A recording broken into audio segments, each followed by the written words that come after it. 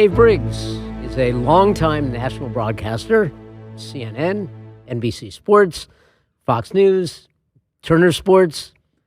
You name it. I've worked there. Dave's still doing media work, but he's also vice president for business development at Cann Social Tonic, which we'll talk about in a bit. He's been a Westport resident since 2008, very involved in town activities. He is a Westport Library board member and will soon be the Fashionably Westport MC. His wife, Brandi, an attorney, is on the RTM. They have 3 kids, Emerson, Will, and Logan. Dave, welcome to 06880, the podcast. Thank you, buddy. I've always wondered. I was always hoping to be a guest on your podcast. I'm a huge fan of all things 06880. People joked with me that I worked at so many networks I had to make one up because I was on ATN on Succession, which is a fake news network. Yep. So literally I worked at every network and a fake one. There you go. There you go. So how do you get on TV besides being good looking and having a great voice? Most of us went to school for it, went to college for it, broadcast news majors, and then you get out there and you send out 100+ tapes to small stations all over the country, and you take whatever scraps they throw your way. In my case, that was $15,000 to be a sports anchor in Rapid City, South Dakota, and you say, "Yes, sir, thank you for the $15,000." And you go run around with your camera, edit, anchor, report, drive 3 hours to stories. I think the playbook has changed a little bit with the media has really changed as we know it. So now I think people go become specialists in whatever their category may be. Might be business, might be politics. And then you go be an on-camera person. I don't think there are as many that go to school to be a journalist. I think journalism as we know it is dying out fast. In all platforms. In all platforms. I look at the other day, I'm a longtime sportscaster, Sports Illustrated, which to me was the gold standard. I have every Sports Illustrated since 1984. They laid off almost their entire staff. I'm told the LA Times is about to be done. Local news is about to be wiped out. Look at even cable news, the numbers are dwindling. I think we're moving towards some type of post-media world. What does that mean for news? It terrifies me, but I don't see it reversing. And it should especially terrify you in a political election year. Right. When you look at what's going on right now, I would say minimum 30 to 40% of the American public is totally disengaged. And we are in the midst of arguably the most important primary in our nation's history. And almost no one I know is engaged in a political debate because they don't want to have that discussion at dinner or around friends. They're not watching cable news because they feel it's too polarized. I think it's terrifying because, Dan, if you look at the numbers, 43% of the American public, they're independents. That's the largest political party. That section of Americans should, in my opinion, decide who's president. In fact, I think they're going to sit it out and leave it to the extremes, which is where we are today. Do you know where the largest percent of among 18 to 34-year-olds, the largest percentage get their news from? I would assume, broadly speaking, social media. I would say if I got specific, TikTok. Exactly.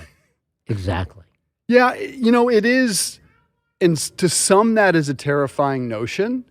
I have been surprised, at least with my own children, how informed they are, despite the narrative that these kids don't know, don't care. Yes, they don't read newspapers. Yes, they will never have cable television ever for their entire lives. They are informed, however, and they are far smarter than the prior generation. They are so much smarter than my generation, it's not even close. So the narratives get a little bit cloudy. The work my son is doing as a sophomore, I did in college. The work my daughter is doing as a senior, I never saw anything like, even in college. So that's the upside the other part of it. Of kids today. So one more question about media. Of all the stuff you've done, from Rapid City to, national networks. Politics, both sides of the extreme. Yep. Politics, sports. Can you give me a couple of gigs that really stand out? It's pretty easy to me. There is still a job that I do today. It is March Madness. I'm an anchor for Turner Sports. I get a show called Fast Break that is 10 to 12 hours straight. Myself and 3 college basketball analysts, in which the people at Turner Sports essentially let me light the studio on fire. As long as I don't literally set it on fire, I can do whatever I want. And to me, anytime that I'm not attached to a teleprompter, I can be a personality and have fun. On top of the fact that March Madness might be the best sporting event on the planet, it's easily the best job I've ever had. Look, NBC Sports, I was covering the Stanley Cup Finals and doing a live studio show, a live on-location show at the Cup. That definitely ranks up there. Working with my dear friend Allison Camerata, another Westport resident at Fox News, I know the political narrative out there. Working with Allison on Fox and Friends Weekend for a couple of years in a different political time was a joy. We got to do some really cool, fun things before we became hyper partisan. So those would be a few. Nice. Is there a difference between Fox and CNN and, or we think of them as monoliths, but is there really a difference? Look, having anchored at both Fox and CNN, I largely tell people I was equally uncomfortable with some of the things I was being asked to say every day. I think there is a difference in that CNN does have a greater commitment to the facts and less a commitment to the numbers. But when I was at Fox News, there wasn't a day that went by that there wasn't something that made me uncomfortable. Thankfully, I worked with someone like Allison, who was a true professional and would question that narrative with me. But at CNN, every day for 2 years, we went in and were forced to talk about Russian collusion and this investigation into President Trump. And whether you believe it or not, my point every morning is this is not the type of thing Americans wake up and care about. They don't. Yeah. There might have been a small fraction of Americans. And so, again, I think they're both feeding a narrative. So I do think, again, a greater commitment to journalism and facts at CNN than at Fox. But I do think both sides have lost a big share of the American public by being so hyper-partisan. So if you could redesign that, as the producer, whatever, what would they be talking about and how would they be talking about it? Yeah, I mean, back in the day, there were shows, at least that were designed to feature both sides of the narrative. I know there is a network out there, News Nation, that I haven't seen much of, that I'm told it is straight down the middle. I don't think you need to be dull or boring and stay out of opinion. I think you just need to welcome both strong opinions in the conversation. So I think it would be almost ideally, when you go back to, I don't know how many people out there remember Hannity and Colmes, which was a Fox News show, which the two hosts, one was a Democrat, one was a Republican. The Democrat in that case was designed to be run over. But I think of something like that, where it's genuinely both sides represented. I still don't know that the American public cares, because Shepard Smith, to me, might be the best newsman in America who's doing entertaining and balanced news at CNBC for a couple of years. Nobody watched, Dan. He is both entertaining and committed to being a fair journalist. Nobody wanted to hear it. I think we're just moved past it. Okay. Unfortunately. Well, let's move past media and move on to your product here. Yeah, so Cann Social Tonic is a THC seltzer. Now, eyes kind of pop open when people think, oh my God, is that marijuana? Yes, it is cannabis marijuana as we know it. It is hemp THC, and it is federally, not just state, it is federally legal. In 2018, Congress passed what's called the Farm Bill. President Trump was really just trying to help the farmers, hemp farmers. Did they know we were going to make a high noon type of drink that would be sold in Stu Leonard's and Little Pub and Kawani and Don Memo and Total Wine? No, they had no idea. But honestly, this is the job, with the exception of what I mentioned at Turner Sports or NBC Sports, this might be the job I enjoy the most in my life, because people come up to me and they say, for example, a producer at a radio show who had me on the other day said, Cann helped my wife get through chemo. It helped her cut her pain medication in half. I've had people walk up and say, I'm an alcoholic and I couldn't go out, I couldn't go to parties, I couldn't go to bars because I just felt isolated. I now have a Cann and I feel like I got my life back. It's just incredible to me. I know that sounds cheesy. Yes, I'm working for a beverage company that to some is drugs. It is making people's lives better, and that means the world to me. And I think it was a perfect storm that led to our growth. We all drank way too much in COVID. And coming out of COVID, people still wanted that experience. They still wanted something on a Tuesday or a Wednesday, but they don't want to be hungover. They don't want to gain weight. They don't want to continue aging. At the same time, the acceptance rates for cannabis, and we're now at a 70% of the American public favor legalization of marijuana. So all these factors combined to make us the product for this moment. So what's you'll pardon the expression, what's the buzz? So first off, they're all natural.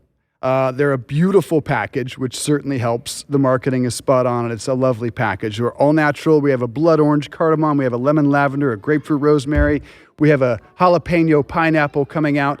The product I'm holding in my hand is an 8-ounce small, what's called a microdose. So 2 milligrams of THC, 4 milligrams of CBD, gives everyone a comfortable, again, I might be a Chardonnay level or a high noon level or a beer level of cannabis. And what it does, it's really just a relaxing buzz. To some, helps them with pain, even helps them sleep.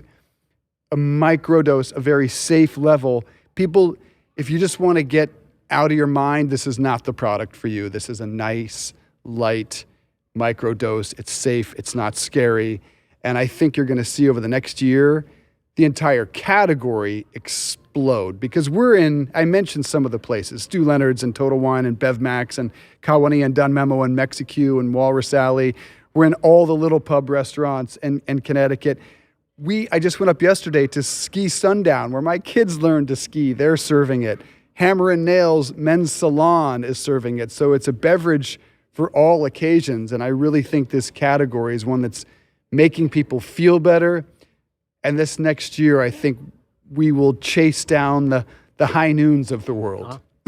Age restricted? 21 years and up. Okay. Yeah. And look, let me be clear for any parents out there. No child, no teenager should be using any form of cannabis. None. I think until your brain is fully developed. I, for one, did not until I was 21, and I think that is a safe number. I don't think anyone that's a teenager should be consuming any cannabis, marijuana. Now, they are, whether we like it or not. They are in high school. They are in college. I don't recommend that, but I will say this is a nice, light, microdose, safe level, and some of the things these kids are drinking in terms of alcohol, far more dangerous. Look, we lose 90,000 people a year in alcohol-related deaths. How many do we lose in this country to cannabis-related deaths? 0. We've never had a cannabis overdose in the history of this country. Well, somebody driving too slowly. Generally speaking, right. That's what happens. People may get a little sleepy. I'm sure there have been car accidents. It's hard to trace because there's no roadside test. But again, 90,000 alcohol-related deaths a year, 0 to this point in terms of actual documented cannabis deaths. And that speaks volumes. Have you tried it? I have. Okay. Yep. And I hope you'll give me some more. We've done media. We've done Cann Social Tonic. Let's do Westport. Yes. What got you here? In 2008, right? We were in Boston. I was working for an NBC station as a sportscaster and got an opportunity to go to Fox News. It was going back and forth between New York and Boston to do this job on the weekends, we decided that wasn't working. We need to move and try New York. I lasted about a week in New York. My wife wanted to try New York. I just couldn't sleep. I couldn't function with all the noise. And I need a yard. I need peace and quiet.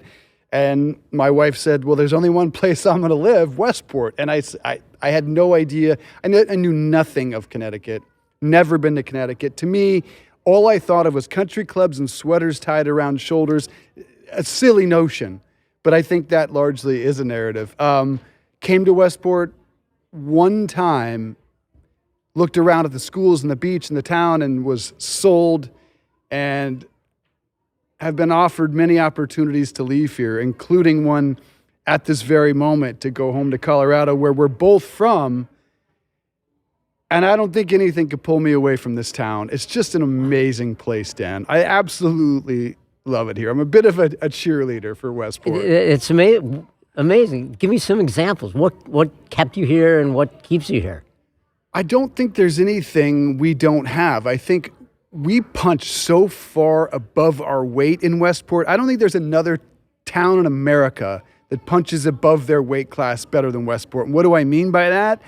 What don't we have here? Look around this library, one of the most amazing facilities in the country.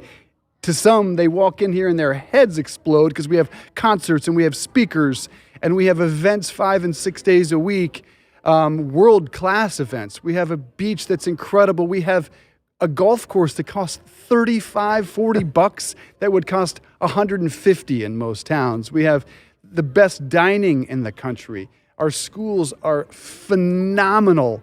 The shopping is back. I do remember a time with a guy named Dan Woog when we were deeply concerned about the future shopping and development and restaurants in this town during COVID. Well, COVID saved this town. It brought us back. It made us vibrant. And we are cranking right now. I can't think of one box this town doesn't check. If you come here, unless you want affordable real estate, that would be the only downside to living in Westport. I mean, what a cheerleader. You've stayed this long, so you apparently agree with me.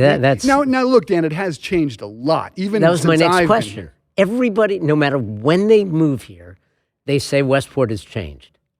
How has it changed for you? Well, again, I moved here in 2008. It hasn't changed like, some of my friends that grew up here and went to high school here. I can't imagine the change they've seen. But since 2008, I think there's a lot more entitlement here, and that's unfortunate. I think there's a lot more money here, which can be good, which can have a downside, though, because with that money tends to come entitlement.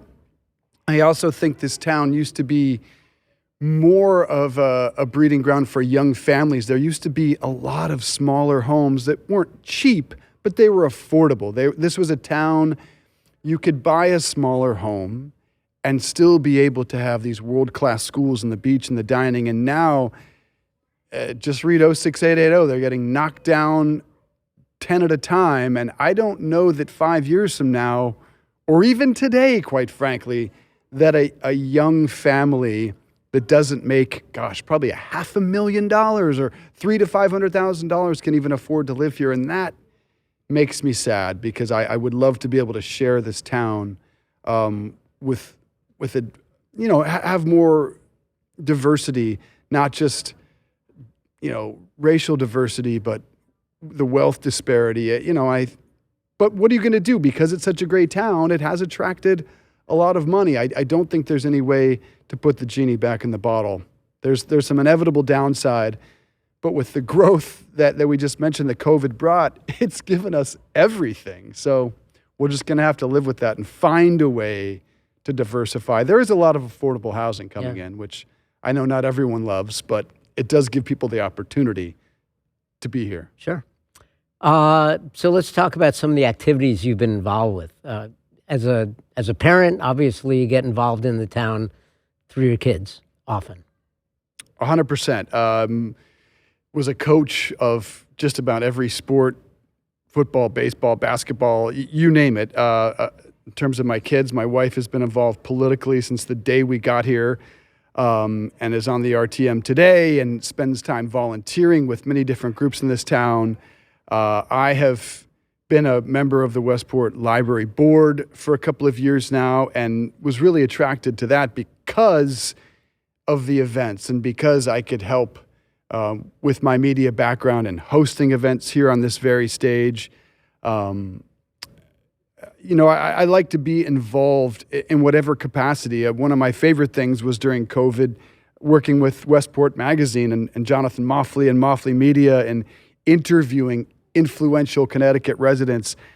I really just, for years, wasn't connected to this town because I was working in New York and commuting so much.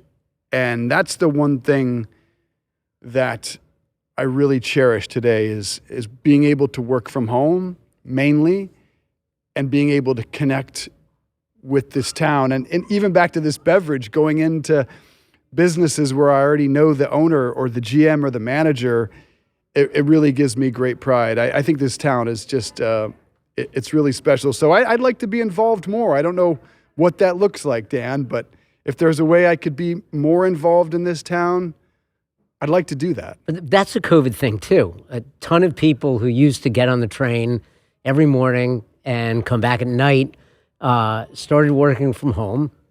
They continue to work from home. They're around during the day. They go to the Y in the middle of the day. They go out for coffee. They pick up their kids at school. So they are much more involved now post-COVID in the town than I think they were pre-COVID. Yeah, largely I think you see that across the country. I think generally speaking, people didn't care about being involved wherever they were from. Now, that is ramped up in not just Westport, but Darien and Greenwich and Wilton and Weston. I think this is such a provincial part of the country. People don't really understand how different it is in Connecticut. I mean, if you're from Colorado, which is where my wife and I are from, essentially everyone just says, I'm from Denver. And there's no real local involvement. In Denver, I'm talking about 45 to an hour-long drive from one end of Denver to the other. So there's no real involvement in your town. Now, the downside is, we have to have a local government in all these towns, but it's very different how people, I see these high school kids that almost never leave Westport, Connecticut, adults who their entire circle, everything they do is here in this small town. So it's very interesting, the provincial commitment we all have to these towns, but it gives us a lot of pride, I suppose. So yeah, it's nice to see how many people have become involved and run for RTM or run for Board of Ed or Finance that would never have considered that before. Fashionably Westport, March 28th. You want to give a plug for that? It's such a cool event. I don't know how many people have been to Fashionably Westport. When I first heard there was a fashion show in Westport, I thought, oh God, that must be hokey. That must be just awful.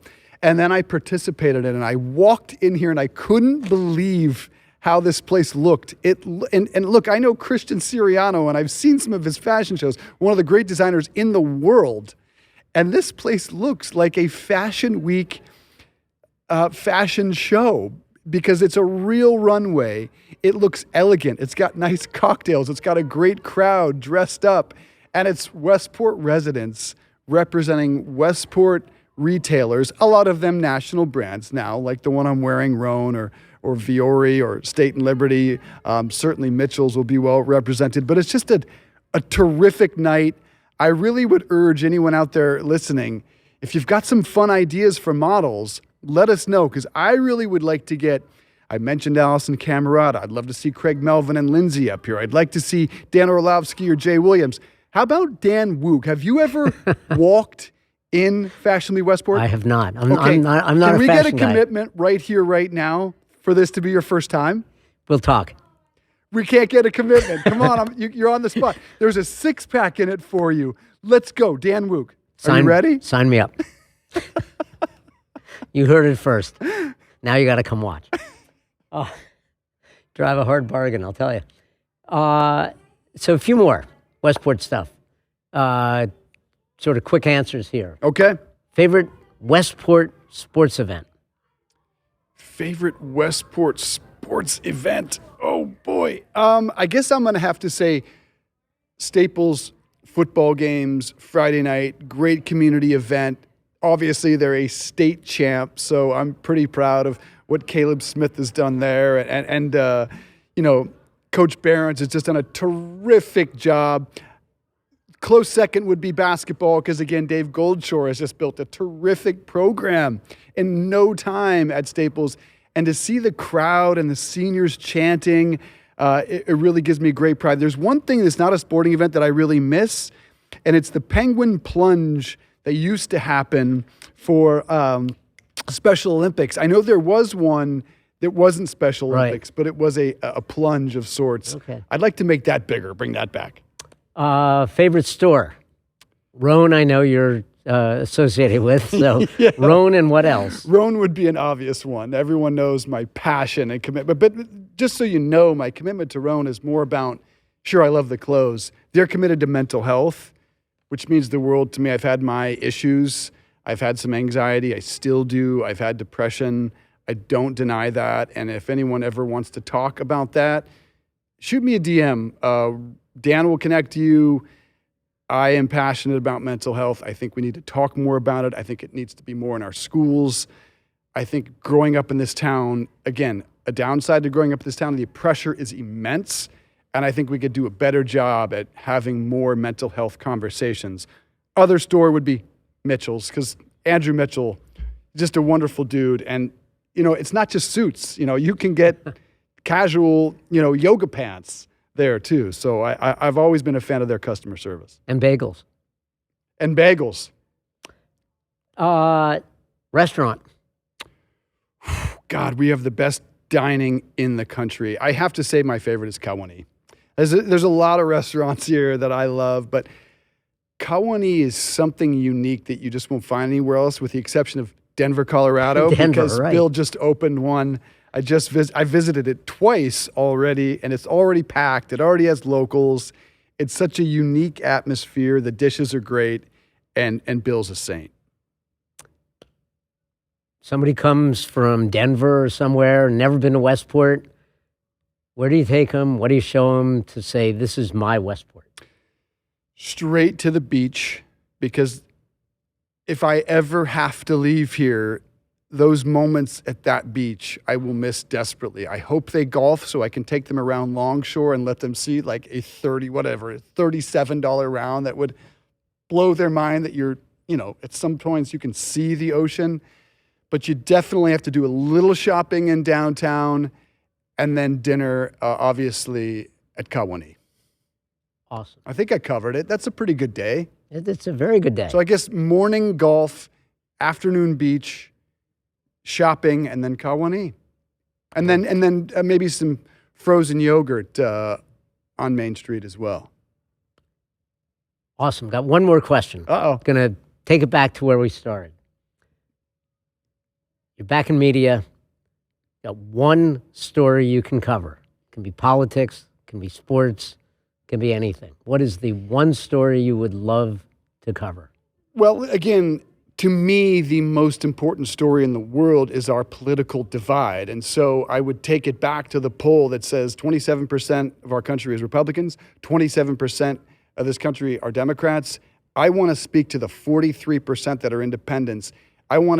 Everything I would cover would be through the spectrum of that poll, because I just want to speak to the 43%. And perhaps that means breaking our political system and getting a true independent to run for president, getting ballot access.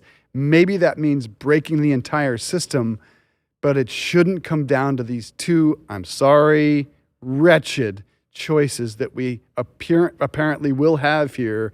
It is terrifying to me that 330 million brilliant Americans, and we're going to have these two choices that essentially no one wants. So as sick of the political divide as I am, I would love the opportunity to fix it. I'm a fixer. There you go. You heard it first on 06880, the podcast. Dave Briggs, passionate Westporter, prominent media personality, and Cann Social Media advocate. Cann Social Tonic. Cann Social Tonic. drinkcann.com. Check us out. There you go. Dan, it's been a pleasure, man. I think you are the most interesting, the most influential man in Westport, and I love that. I always tell you that. I think it's really cool that you are that.